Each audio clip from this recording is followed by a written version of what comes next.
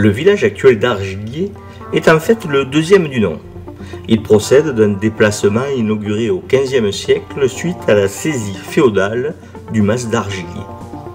Cette saisie avait pour objectif de recomposer une exploitation d'un seul tenant comme il en apparaît tant à cette époque qui voit naître une forme de capitalisme, le capitalisme agraire. Après la peste et la guerre de Cent Ans, les seigneuries abandonnées par leurs propriétaires qui s'étaient réfugiés en ville sont dans un état déplorable. Les locataires, même lorsqu'ils étaient respectueux de leur contrat de bail, n'avaient pas toujours les éléments et le contexte pour bien entretenir ces domaines.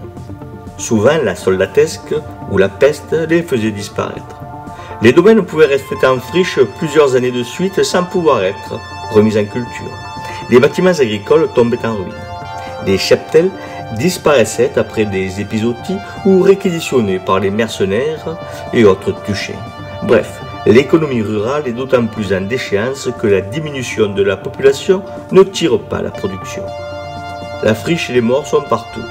À ce tableau noir, il faudrait apporter des couleurs, dire que ceux qui subsistent mangent à leur faim, qu'ils mangent plus de viande que jamais et que les céréales nobles remplacent le mauvais orge médiéval et le seigle.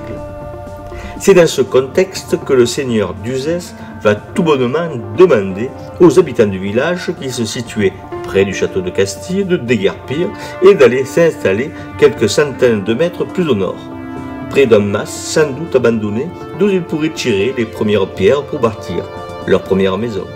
On peut imaginer la réaction des paysans du petit village de Boissé ou Argillier 1, pris entre stupeur et colère. D'ailleurs, certains décideront de rejoindre le village voisin de Colias.